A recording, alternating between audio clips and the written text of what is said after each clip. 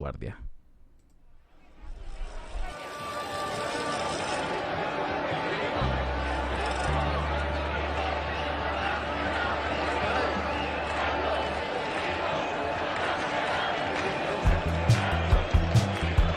Prohibido bajar la guardia.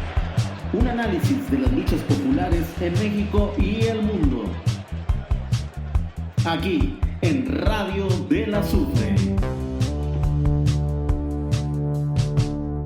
¿Qué tal, amigas, amigos? Estamos aquí de regreso en un episodio más de Prohibido bajar la guardia, y pues con el honor de estar aquí acompañando los micrófonos con Aldo Guevara. Bienvenido. Muchas gracias, camarada Oscar. No, pues es un honor también regresar a este espacio que ya se extrañaba a montones. Y además es como una inyección de adrenalina volver a escuchar esta introducción de la gente gritando: el pueblo unido jamás será vencido, y la idea del prohibido bajar la guardia está genial. Muchas gracias por invitarme. Exacto, ¿no? Pues tú ya eres aquí de casa, así que gracias a ti por regresar a esta tu casa. Y sí, recordamos aquí a los que nos escuchan, Prohibido bajar la guardia tiene este espíritu de estar recuperando las distintas luchas, los distintos procesos de transformación que nunca dudaron de que era posible la transformación, ¿no? Entonces, por eso decimos desde esta perspectiva que está prohibido bajar la guardia, porque es posible ejecutar las transformaciones, ¿no? Sí, además que incluso ejecutando las transformaciones, justamente el otro día estaba recordando el nombre de este lugar, del prohibido bajar la guardia, porque leía una frase de René Zavaleta y decía que en la política, como en la guerra, las victorias totales nunca son ciertas, algo así, ¿no? Palabras más, palabras menos. Entonces, aunque hayamos ganado, tenemos prohibido bajar la guardia. Exactamente, es decir, nada, o sea, yo creo que tuvimos, ¿qué te gusta? La noche aquella en el Zócalo cuando se supo que el movimiento ganó, y ese día estuvo bien para celebrar. Pero al otro día de inmediato, otra vez la bandera clara de que prohibido bajar la guardia, porque esto continúa, ¿no? Sí, continúa, y además porque era imposible seguir celebrando en un escenario que nos habían dejado tan caótico, catastrófico, y después que se juntan con cosas como la pandemia. No, entonces como es imposible que bajemos la guardia. Exactamente, ahorita es el momento de darle, y pues yo creo que es muy importante. Bueno, lo que vamos a hacer en este episodio es recordar uno de esos grandes tramos históricos de esta actitud, de esta energía, ¿no? Donde no se bajó la guardia, se construyó mucho, se fue puente, se fue guía, reflexión, y pues vamos aquí a presentarles esta obra, ¿no? Así que no sé si quisieras ayudarnos aquí a introducir qué es lo que vamos a hacer en este episodio. Por supuesto.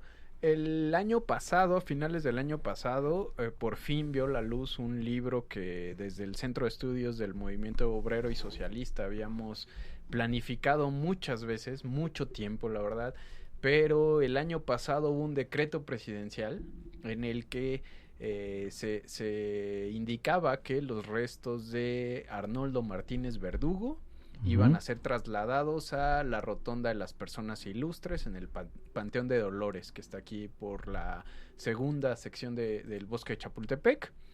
Y bueno, dentro de ese contexto donde se da ese decreto presidencial, el Centro de Estudios del Movimiento Obrero y Socialista, que es el centro que resguarda los archivos históricos de lo que fue el Partido Comunista Mexicano, y después el PSUM, el Partido Socialista Unificado de México, y después el PMS, Partido Mexicano Socialista, resguarda los archivos de esos tres partidos, en específico de los dos primeros que digo en específico porque fueron los que duraron relativamente más tiempo, sobre todo el PC. Pues como tenemos ahí la obra del PC, también tenemos la obra de uno de sus grandes dirigentes, que fue Arnoldo Martínez Verdugo, y pues en nuestros planes siempre había estado tener una obra que recopilara la mayor parte de los textos, la mayor parte de los artículos que Arnoldo publicó, ¿no? Esto ya estaba planteado desde hace bastante tiempo. En este contexto del decreto es donde tenemos como un escenario mucho más favorable para llevarlo a cabo. Y bueno, en ese año nos damos a la tarea de pues emprender este rescate de todos los documentos que considerábamos necesarios para que se publicaran en una obra a nombre de Arnoldo Martínez Verdugo, ¿no? Todo lo que él escribió y consideramos tiene que ser leído, tiene que ser rescatado, tiene que ser revisado. Y bueno, no solo texto, sino también un deleite que el CEMOS resguarda también un archivo fotográfico inmenso. Uh-huh. Nos metimos a revisar todas las fotografías, distintos periodos, desde los años 50 hasta los años 80, y también el libro muestra ahí una recopilación fotográfica uh-huh. de distintos momentos de la lucha política de Armando Martínez Verdugo. No, pues de lujo, ¿no? Porque sí es todo un trabajo de memoria. Walter Benjamin siempre indica, ¿no? Si una generación no se siente aludida por las luchas anteriores, esta débil fuerza mesiánica, entonces uno se pierde, ¿no? Entonces recordar y saber qué es lo que está en las bases del movimiento vigente, del movimiento contemporáneo, es importante, ¿no? Y aquí vamos a encontrar entonces este tramo, ¿no? De diversas expresiones múltiples de esta visión socialista, comunista, y que costó generar una alianza, costó hacer toda una adecuación, ¿no? Todas las distintas variables que había, sobre todo con respecto, por ejemplo, a el bloque soviético, ¿no? Que también mandaba ahí línea, determinaciones, claro. Y que esta es una historia de no aceptar ni siquiera ahí, en ese caso, el dogmatismo, romperlo, y habilitar toda una serie, digamos que, de responsabilidad, ¿no? De que se es crítico no respondiendo ante una estructura de poder jamás, sino que se es crítico en el sentido de ir viendo cuáles son las posibilidades estratégicas materiales posibles para ejecutar los cambios, ¿no?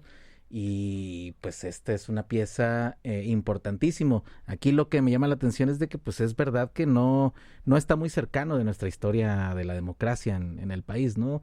Esta es una posibilidad de poner ese proceso a la luz, ¿no? Y ver qué aprendemos de él, ¿o cómo ves tú? No, por supuesto. Yo creo que justamente la lucha por la democracia en estos momentos tiene que enfocar los reflectores a muchos de los actores que lucharon por conseguirla, y Arnoldo es uno de ellos, ¿no? Y Arnoldo es el representante además de una corriente política histórica que desde 1919 luchó por la democratización del país, con sus altibajos, con sus momentos de clandestinidad, con sus momentos de casi desaparición, pero la tradición comunista, la tradición de esa izquierda, pues no puede ser soslayada en un contexto como el que vivimos en estos momentos, ¿no? Si en 2018 se ganó una elección en un partido que reúne a muchas de las izquierdas, aunque no solo de las izquierdas, pero muchas de las izquierdas mexicanas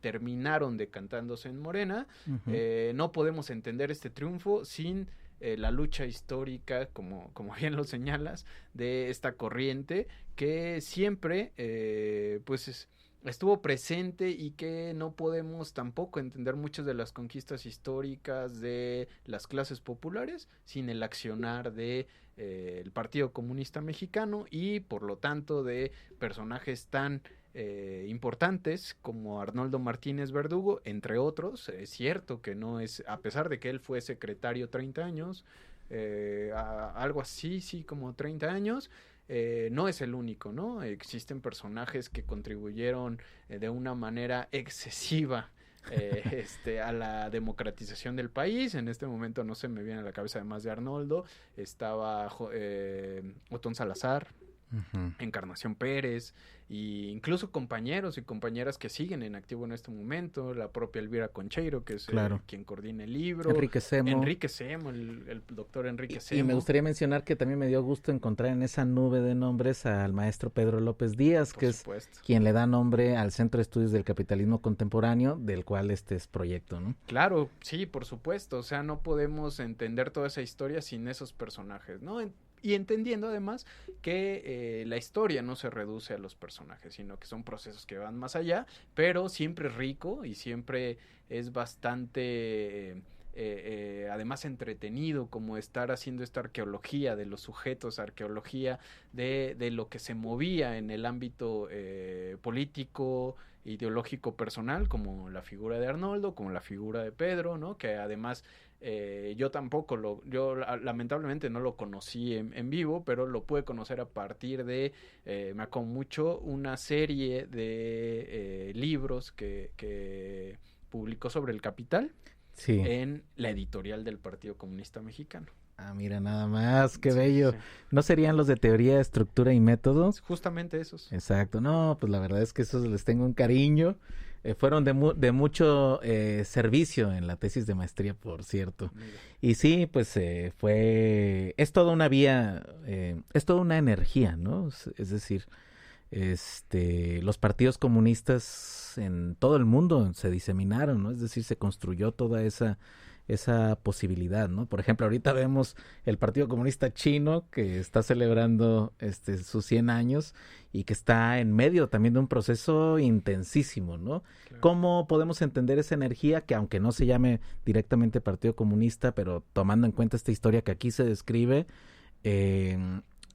cómo está esa energía de cambio ahorita manifestada? ¿Cómo te parece a ti? Pues a mí me parece que está presente, y sobre todo está presente en las demandas populares, porque a pesar de todos estos años de distancia, muchas de las demandas siguen siendo las mismas, y por supuesto que está presente en muchos sectores populares que siguen levantando las banderas por la democratización del país y por la necesidad de una transformación de raíz, ¿no? Uh-huh. Por la necesidad de entender o de encauzar que la llamada cuarta transformación sí debe de significar un proceso de largo aliento en el que las estructuras político y económicas de México se transformen, ¿no? Uh-huh. Y no hay otra herencia más evidente que eso, ¿no?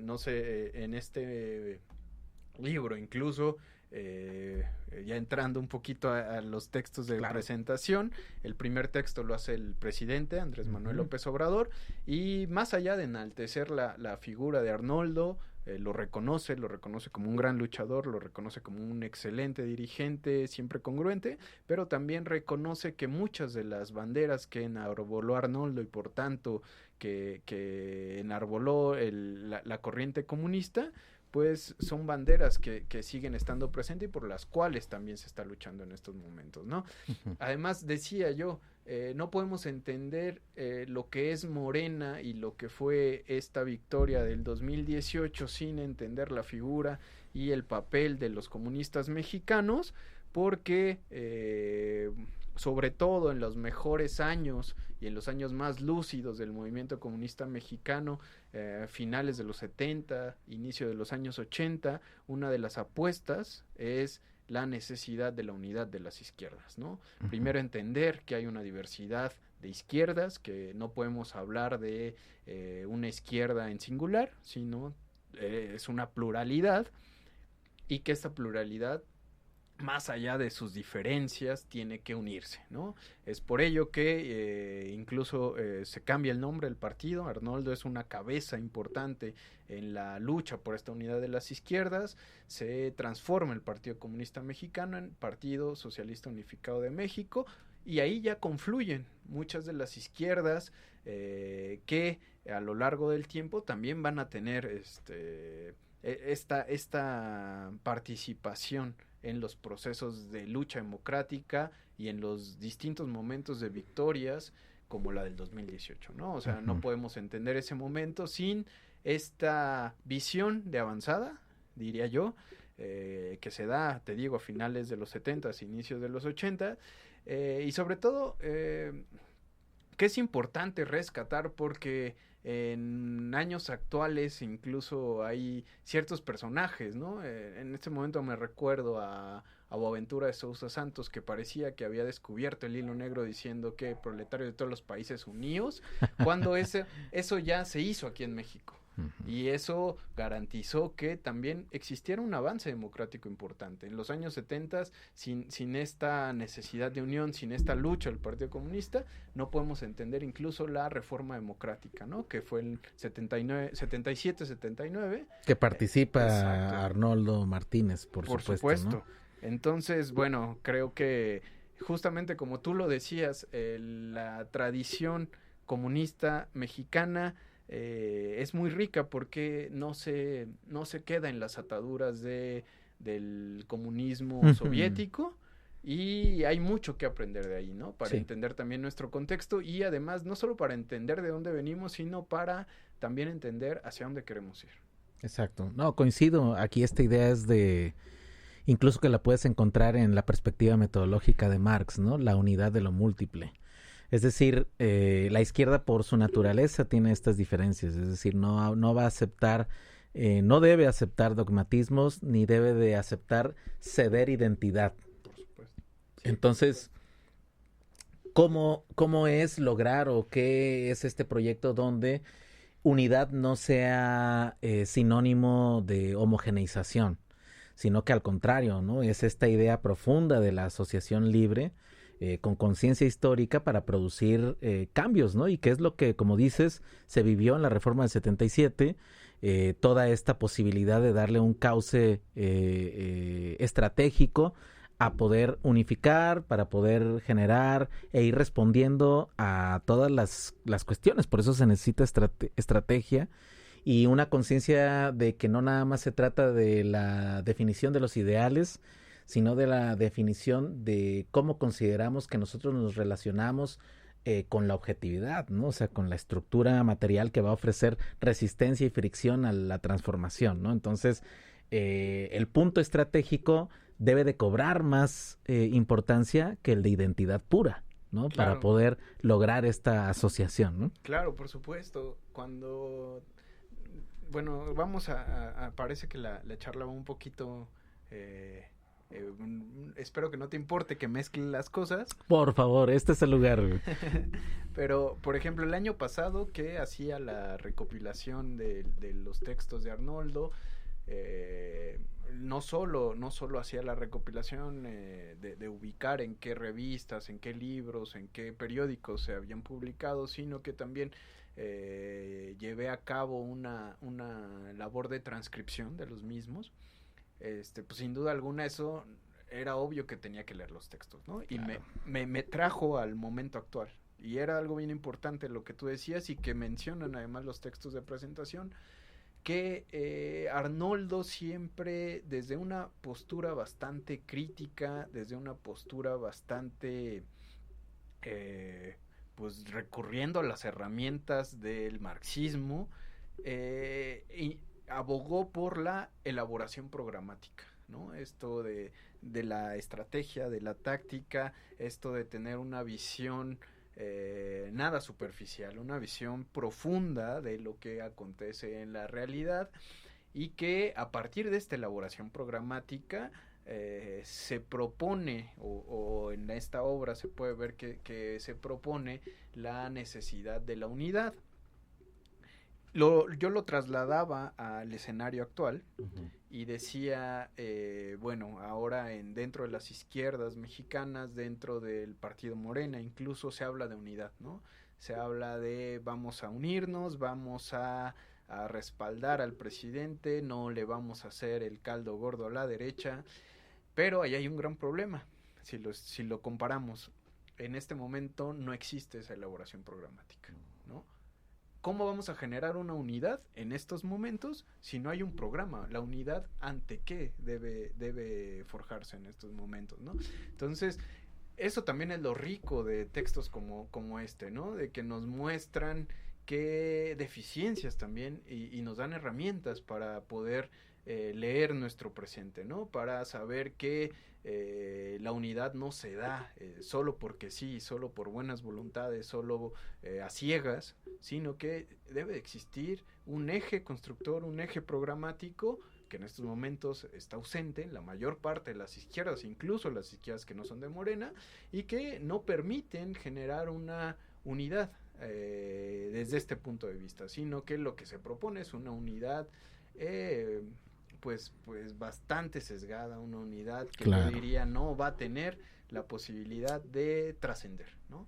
Entonces, de ahí yo digo que también la importancia de rescatar todo este tipo de ejercicios, todo este tipo de textos y de saber de dónde venimos, ¿no?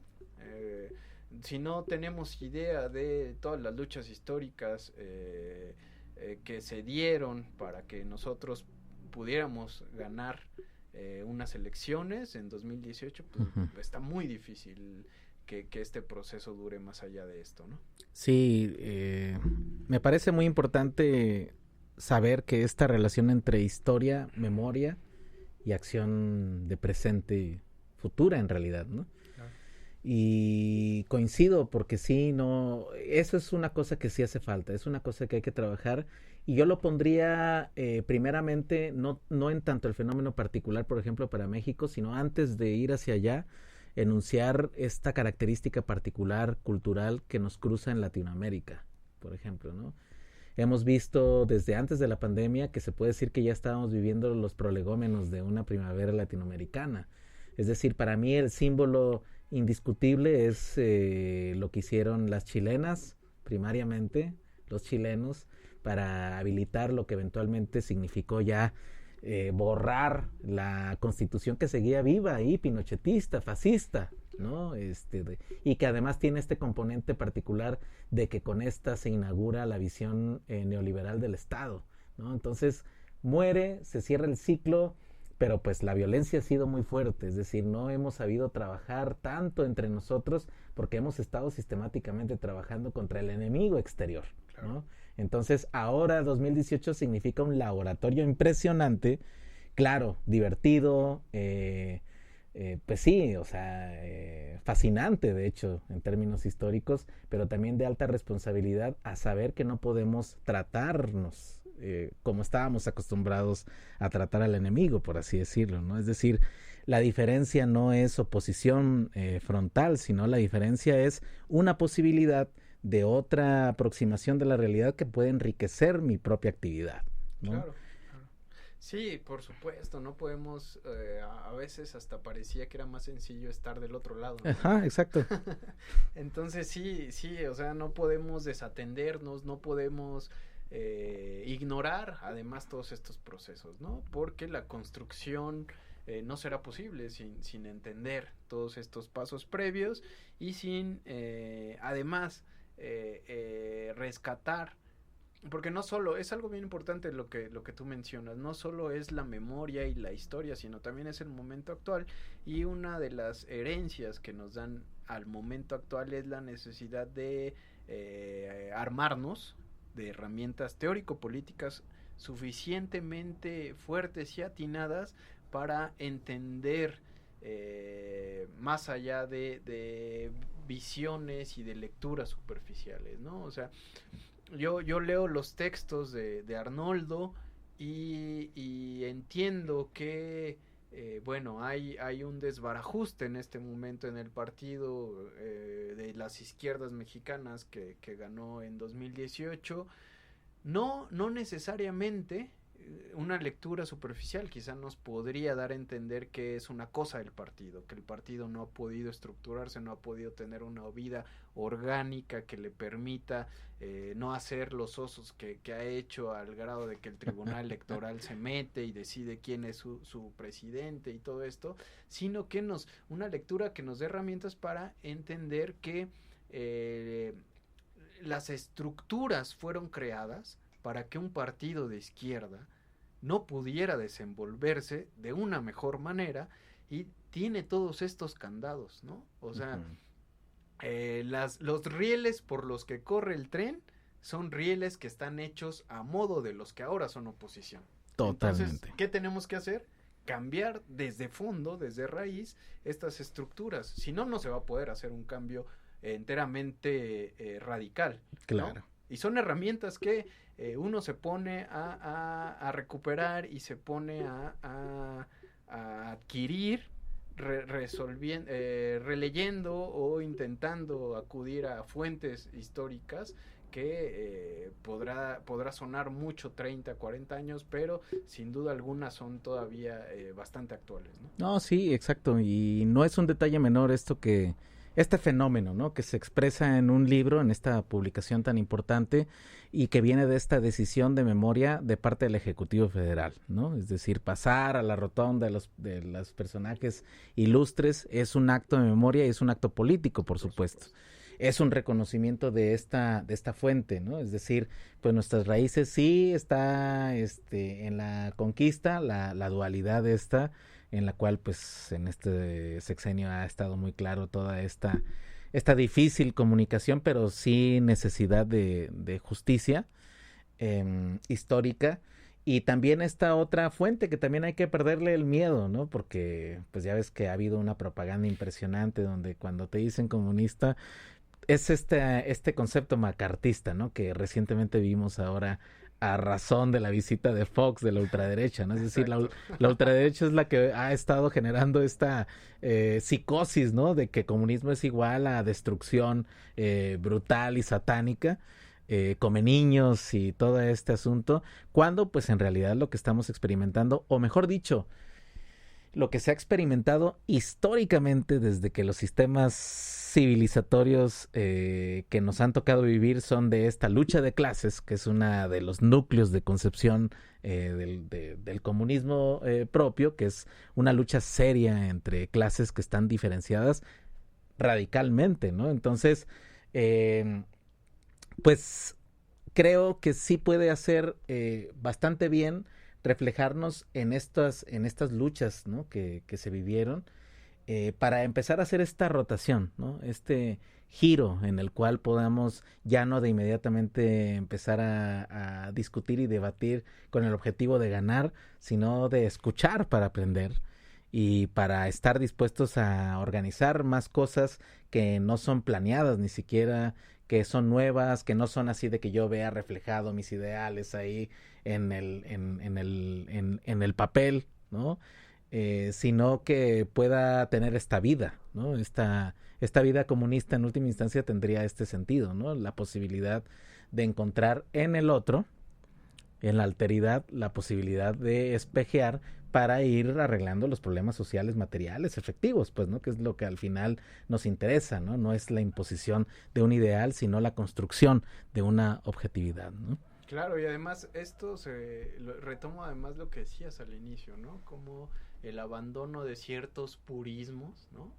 Y ese abandono también se propicia y se enriquece a partir de una postura como la que tú estás enunciando, ¿no? Creo que sería imposible avanzar sin tomar en cuenta todo esto, ¿no? Sin tomar en cuenta que los debates no son necesarios para que alguien lo gane, sino los debates son necesarios para poder construir, para poder tener una visión crítica y sobre todo una visión a futuro de hacia dónde vamos, de qué es lo que queremos, de qué es lo que además de qué es lo que podemos hacer en este momento, ¿no? Uh-huh. Retomando incluso un poco el texto y pensando qué es lo que podemos hacer en este momento, hay un momento que se le criticaba mucho al Partido Comunista y bueno, por supuesto a Arnoldo, esta idea de que el Partido Comunista luchaba por la democracia y la democracia muchas de las izquierdas la veían solo como un elemento burgués, un elemento de participación que para nada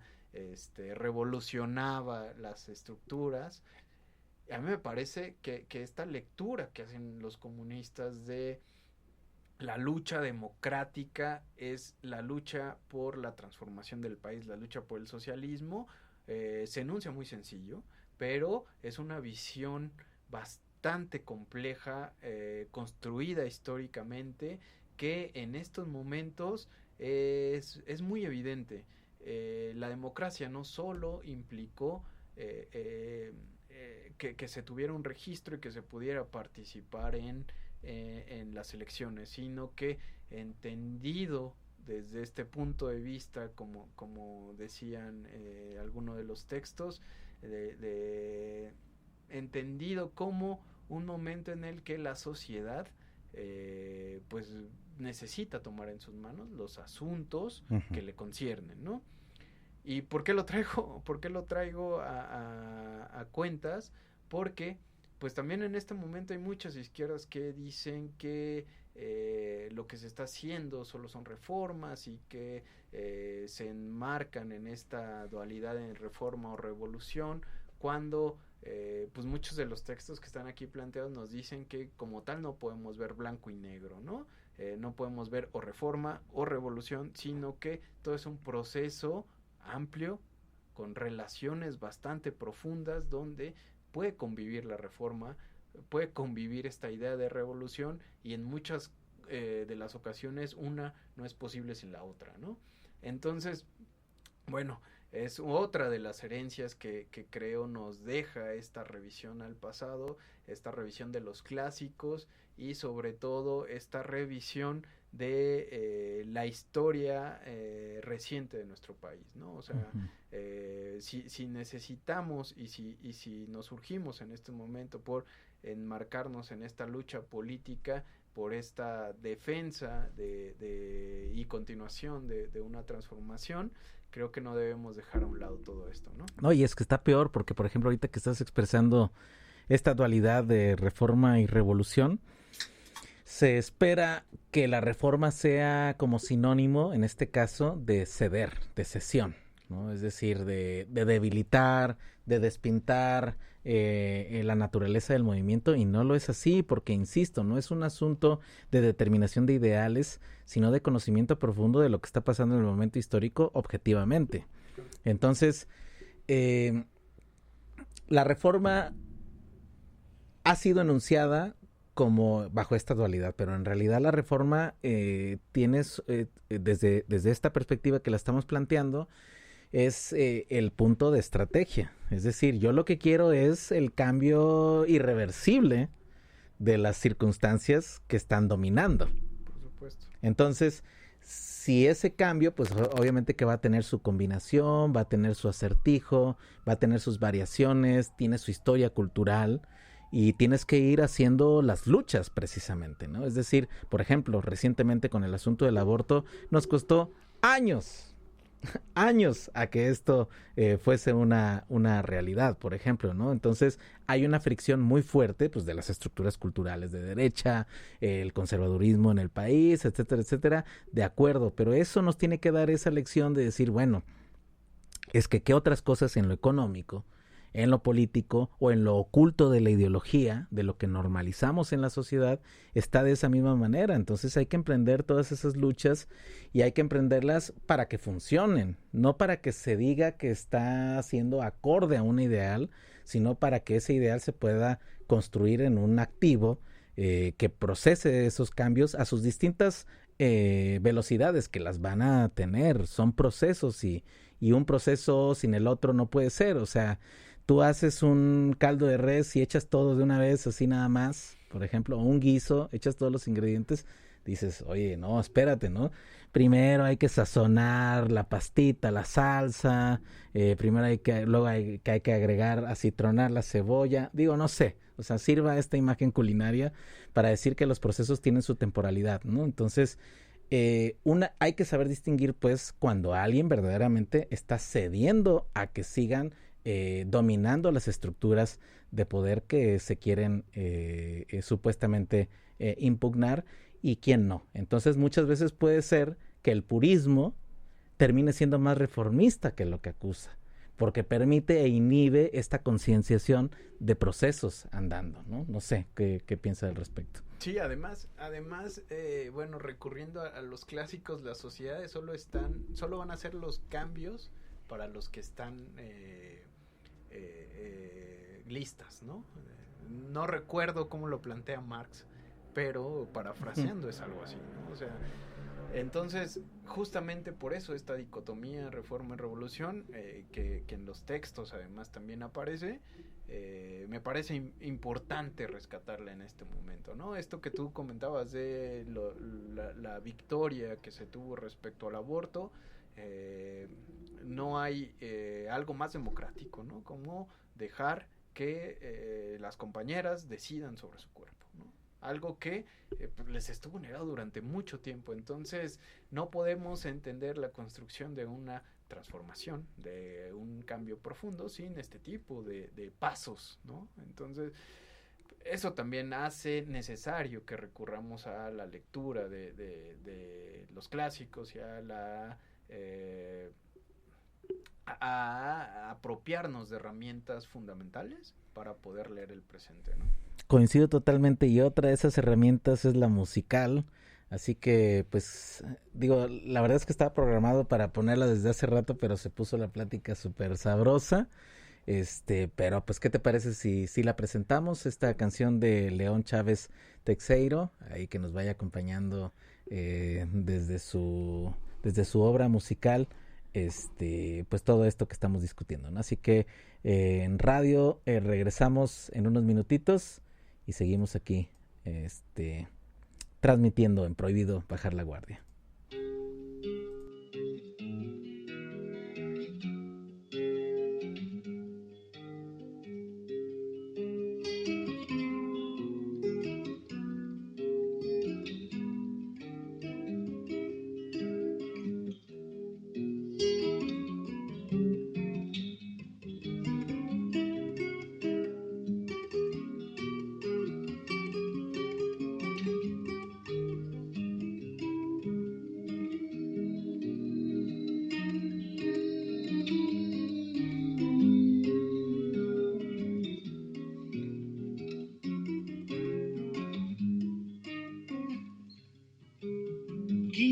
Metros 3 pulgadas, 8 octavos, 16 un milímetro espesor, y la lámina corrió, resbaló como navaja. En mis manos se detuvo, 4 dedos me cortó, igual que me hiciste tú. Recordé cuando te fuiste,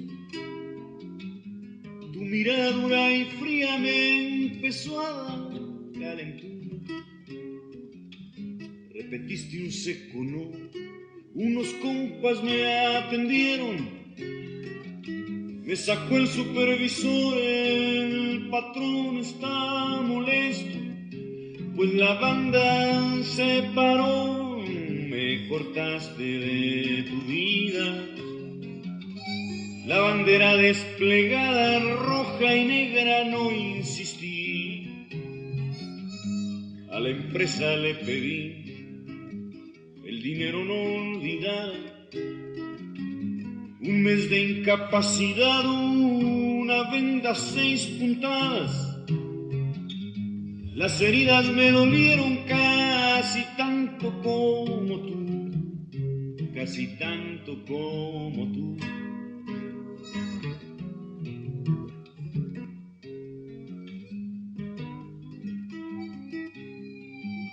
Descanso me costó el combate ante el patrón contra el líder sindical.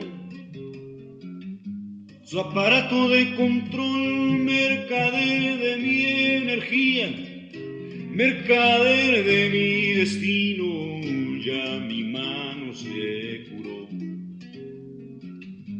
Tu figura no he olvidado, tú me echaste de tu lado. Eres libre, tu sentir no se arrima a mi costado. 15 metros 8 octavos, se me moja la camisa. La ternura de tu risa la recuerdo, mi querida María Luisa, en tu vida hoy tan lejana. Te daré por bien servido, compañera combatiente. Si recuerdas al amigo, me visites por mi casa. Te daré un café caliente, me visites por mi casa. Te daré un café caliente.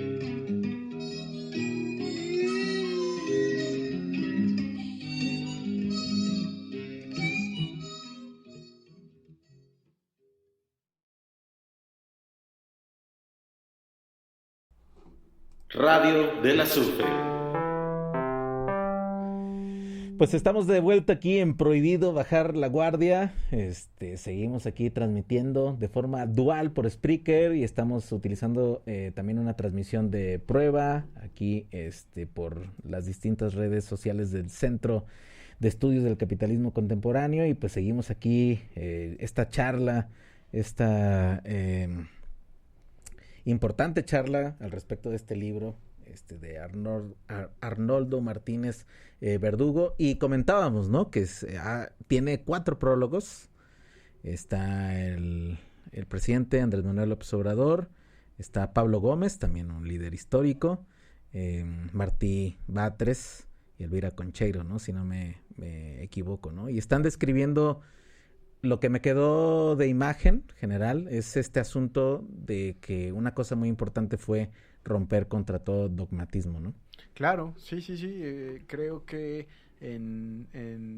sobre todo en 2 de los textos, en el de Elvira y en el de Pablo, que además fueron compañeros de Arnoldo en el partido, que además fueron cercanos a Arnoldo, o cercanos políticamente a Arnoldo, creo que es bastante claro que plantean que a partir del 13 Congreso del Partido Comunista Mexicano, donde se cambia la figura del secretario general, que era Dionisio Encina, un líder campesino del norte del país, se cambia en este 13 Congreso por un secretariado tripartito.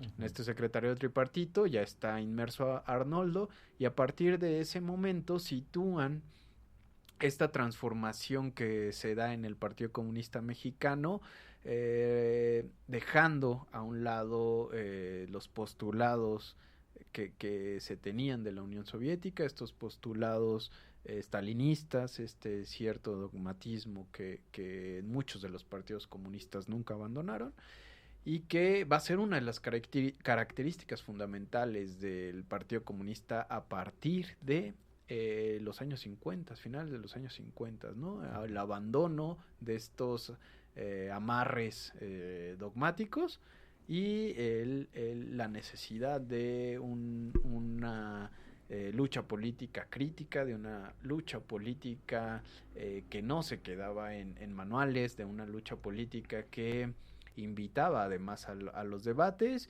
y que además era consciente de lo que estaba sucediendo en el país, ¿no? De que en los años 50 hay una irrupción popular, hay manifestaciones de los ferrocarrileros, de los médicos, de los maestros, en los 60 de los estudiantes, es decir, que no le resulta ajeno y que entiende el porqué todas estas manifestaciones, entiende la necesidad de la democratización del país, y por lo tanto abandona en la práctica también estas amarras del dogmatismo, ¿no? Y que además hay algo bien importante que quería comentar, y sobre todo después de escuchar a León Chávez, que Arnoldo viene de una tradición artística. Arnoldo fue obrero en la papelera San Rafael, y eso le permitió también conocer a compañeros de la escuela La Esmeralda, la escuela libre, no recuerdo el nombre completo, pero pues esta escuela de arte. Uh-huh. Él entra a esa escuela, él se relaciona con artistas importantes de la época, y sobre todo artistas que se destacaban por su militancia política, y su militancia política de izquierda, ¿no? Es así que también llega a la tradición comunista, y que esta historia de Arnoldo le permite además entender la necesidad también de la lucha política desde el plano cultural, ¿no? Uh-huh. Por eso me remití a lo de León, porque él entiende que ese también es uno de los momentos y de los espacios donde se debe dar la lucha política, ¿no? A finales de los últimos años del Partido Comunista y muchos de los años de vida del PESUM, fue muy famoso incluso este festival de oposición, en el que eran festivales amplios donde importantes compañeros y compañeras artistas pues acudían a ellos, y y era un festival cultural, pero entendiendo la cultura desde este sentido amplio y entendiendo la cultura también como un momento de la lucha política. Uf, no, de lujo. El cambio cultural es un elemento que también se olvida, pero es fascinante, ¿no? Ver cómo la música, sobre todo en este caso, reiterando también, mandando un saludo también súper caluroso a León Chávez Teixeiro, y que van haciendo estos acompañamientos, van haciendo este reflejo, ¿no? De los grandes dramas y de las grandes problemáticas de la sociedad en la que hemos vivido y que es por eso que se ha emprendido toda esta lucha, ¿no? A mí me gustaría preguntarte una cosa, sobre todo con respecto a este asunto de que el PRD, ¿es verdad que fue posible por el registro del Partido Comunista o cómo es este proceso? Sí. El Partido Comunista pues nace en 1919, obtiene el registro electoral hasta los años 70, del 19 a los 70 es un escenario en el que a veces era legal, a veces era clandestino. Con toda esta lucha por la democracia se logra que en los años 70, finales de los años 70, se le dé el registro electoral. Y en esta visión, en esta visión amplia por la necesidad de la unidad de las izquierdas, ya con el registro electoral se propone que el PC se cambie de nombre a Partido Socialista Unificado de México porque se integran otros grupos políticos de izquierda. Ese mismo registro, con la integración de otros grupos... No necesariamente comunistas. Pues sí. Socialistas en general. Uh-huh. Y con otros grupos socialistas y de izquierda, también se hace otro cambio años después al Partido Mexicano Socialista, el PMS, conservando el registro que el PCM obtuvo en los años 70, finales de los años 70, y con toda esta ola que levantó el neocardenismo en las campañas de los 80s, este abandono de Cárdenas y este sector nacionalista del PRI, uh-huh, pues también se evalúa, se integran a esta corriente de izquierdas y se utiliza el registro del PMS para otra nueva fusión y pues dar paso a lo que fue el PRD, ¿no? ¿Qué diría Arnoldo Martínez Verdugo de la situación del PRD en estos días? Sí, es lamentable, ¿no? La prostitución que han hecho con el registro del PC, ¿no? Y no solo el registro, con todo lo que se quedaron, que fue alguna vez de estas izquierdas combativas, de estas izquierdas comunistas mexicanas, ¿no? Sí, no, es terrible. La verdad es que las cosas que he visto en este personaje verdaderamente impresentable, Zambrano. Sí, horrible, ¿no? Horrible. Pero fíjate, ahí está el asunto, ¿no? De que lo importante de no fetichizar, ¿no? Es decir, la energía continúa con toda su solidez, es decir, es una lucha justa la de buscar, como ahora incluso en los criterios de política económica de Hacienda, ¿no? Por cierto, claro. Se dice, ya no es justicia social, sino paz, ¿no? Y pues, es un nuevo conceptazo. Y por ejemplo también, ¿qué crees que diría el compañero Arnoldo de ver a la compañera Elvira en la tesorería de la Federación? Pues justamente yo creo que sería un avance más en esta batalla por la transformación, ¿no? Un avance más porque pues se están abandonando estas visiones tecnócratas neoliberales por pues visiones críticas de izquierda que ponen en importancia la necesidad del bienestar popular, ¿no? Yo creo que sin duda alguna todos los que compartimos esta corriente, esta tradición política de esta izquierda comunista, pues vemos con buenos ojos estos avances y lo que incluso decía hace rato, ¿no? Que hay que ocupar los espacios, ¿no? En este momento hay que ocupar espacios y no esos espacios los puede ocupar alguien que vaya por completo en dirección por completamente distinta a donde nosotros pretendemos que lleve la transformación. Excelente, pues estamos llegando al final de esta transmisión. Ha sido un verdadero placer, estimado Aldo. No, pues es un doble placer el mío, regresar a Prohibido Bajar la Guardia, y esperemos que pues esta pausa ocasionada por la pandemia ya cada vez quede más lejos, y estos episodios se hagan de una manera más constante, ¿no? Exactamente, vamos a seguir porque está prohibido bajar la guardia. Muchas gracias a todos los que nos acompañaron, tanto en vivo como en las futuras repeticiones. Seguimos aquí por Radio del Azufre, señal de unificación para América y el mundo. Ya le cambiamos, la radiodifusora del pensamiento crítico. Así que muchísimas gracias y nos vemos a la próxima. Nos vemos a la próxima, y bueno, si pueden, consigan el librito, no tiene desperdicio. Excelente. Hasta luego, pues.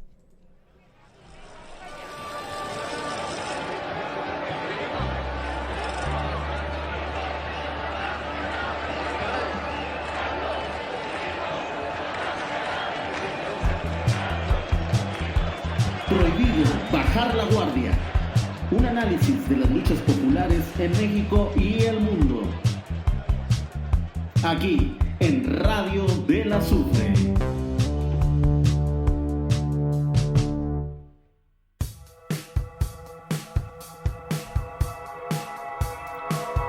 Esta es la señal del azufre.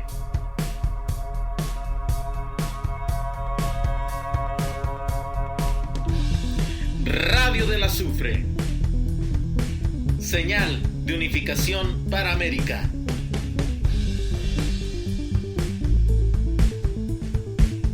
La emisora del pensamiento crítico.